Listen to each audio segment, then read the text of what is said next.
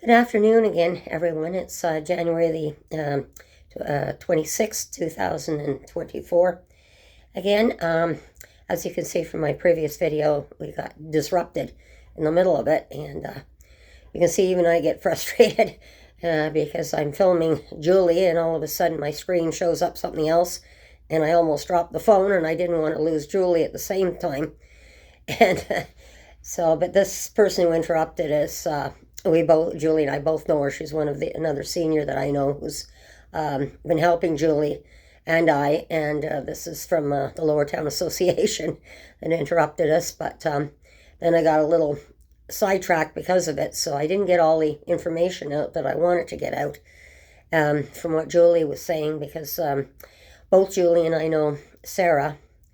And it's been a very difficult situation for both of us. She doesn't want to listen to both of us, number one, which is understandable. With me, it's a very difficult situation because, as I've spoken before, I have PTSD from 40 years of domestic abuse, and I can sympathize and understand where Sarah's coming from in some ways because I've had to go through it myself. I've come out the other end of it, and again, this is more of a mental problem with her.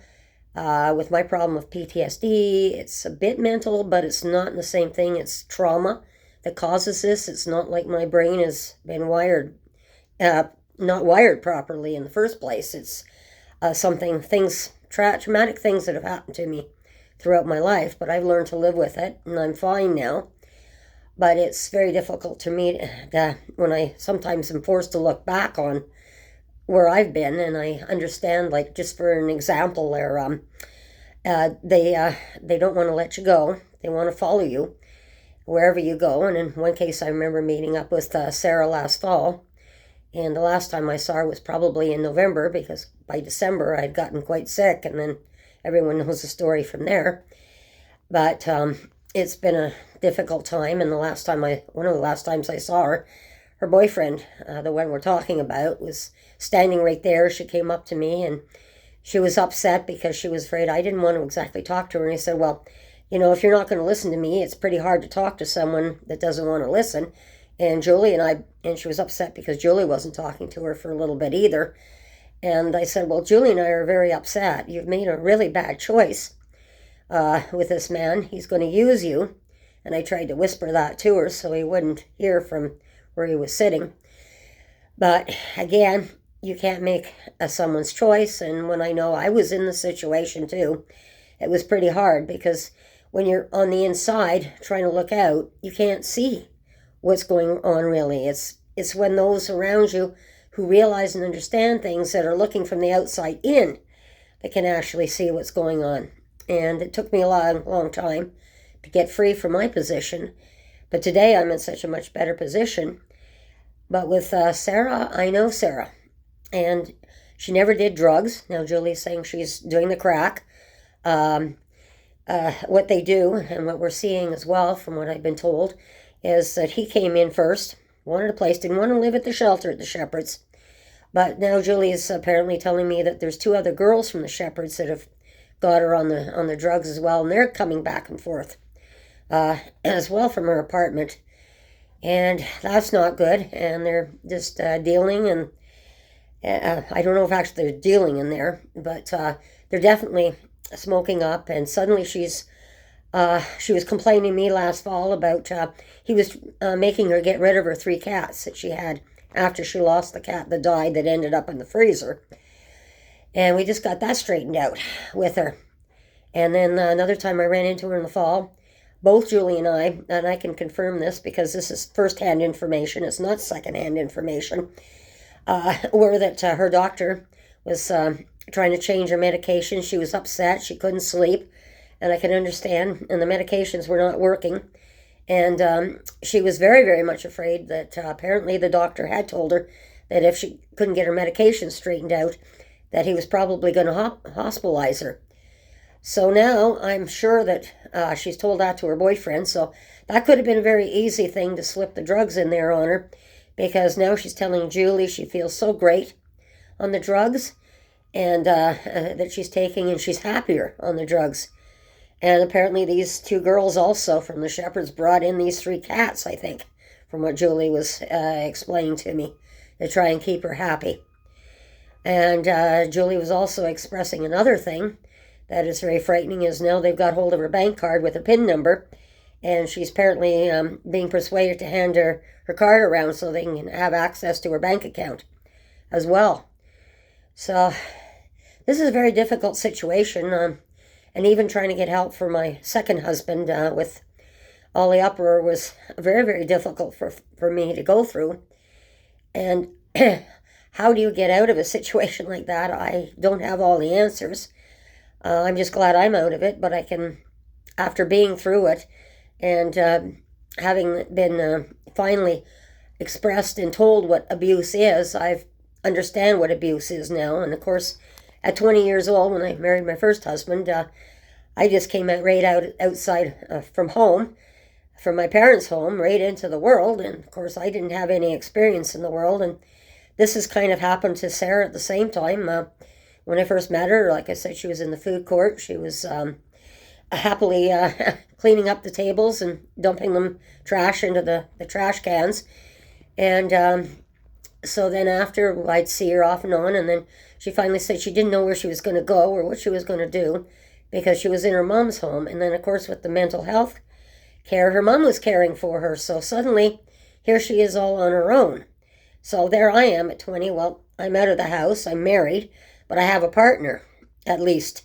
Or I thought I had a partner, in that case, to look after me and see things were going right.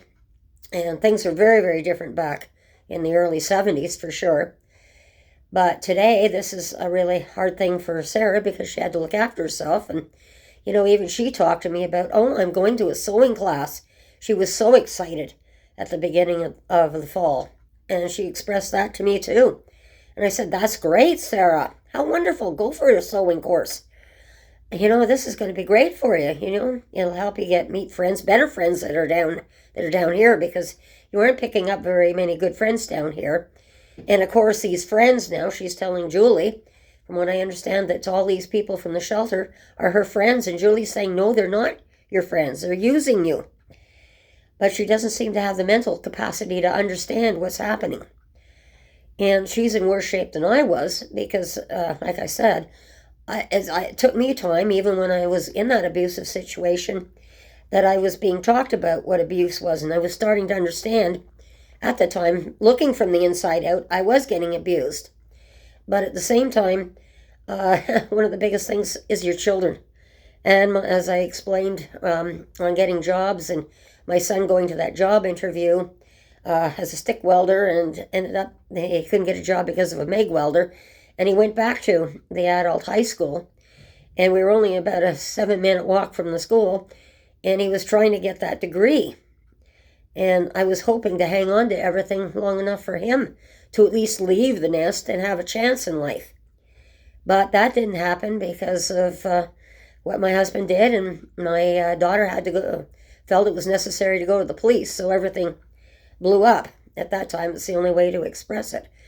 So I can understand where she's coming from, but it also leads into the our reasoning right now, why when I talked to you about our meeting on Friday there with this was just with the Lower Town Association, and my being on the housing committee, how we were trying to home in on things that we felt that were necessary for the homeless and what we need. And one of the things that came out with all of us agreed on was that there's an definite emphasis on affordable housing, but not enough emphasis on supportive housing. And we're really looking at going into that branch, and that's one of the things we identified, and we want to follow up on, is what is in supportive housing right now, what isn't in supportive housing, what needs to be there. And Sarah's a very classic example of why we need supportive housing, but what do we have in supportive housing? And that's why I could identify this a long time ago. And that's why in one of my earlier videos, I also stated that when they they closed down the mental institutions, they just put them out with no support system to help them. And this is a product of what's happened many years later. that we have this gap in the mental health situation, and where people are foraging for themselves, and they can't get through for the help that they need, proper help that they need. And this is why I was saying, well, why not take 2 apartment buildings close together, small apartment buildings, set it up for the mental health, give them their apartments, but have the support services running either between the 2 buildings or 24-hour support services, like cameras, even have some security in it. Lock them down a little bit, but give them lots of freedom so that they're more than welcome to come out in the community. Because Sarah was very happy to come out in the community. But so at least when these people go home at night, they have a safe place to put their head. Because even in our building right now, which I've been showing you on all my videos, look what we're putting up with. And there's a lot of us in here certainly do not have mental health problems as well. But we're all suffering from people who are in our buildings right now who have mental health issues as well. And it's not saying that they're bad people at all. It's just saying that these people need extra help. And we need to get people hired to help them and in the proper places and doing the proper things and using the proper tools and explaining how to the mental health, people in mental health crisis. And she's in a mental health crisis too that don't know how to help her at the moment. So again, I appreciate everyone speaking to me, or not speaking to me, but listening to me, I should say. And hopefully someone can reach out onto my channel, maybe give me an idea what I might be able to do. Because we don't hate Sarah. None of us hate her. She's a sweet, sweet girl. But she's very much like a child in many ways. And we're very worried about her, that's for sure. But it gives us justification when I see this, why we need to see what is in supportive housing for certain. So thank you again for listening, everybody. Have a safe day, and we shall again talk to you soon, and bye-bye.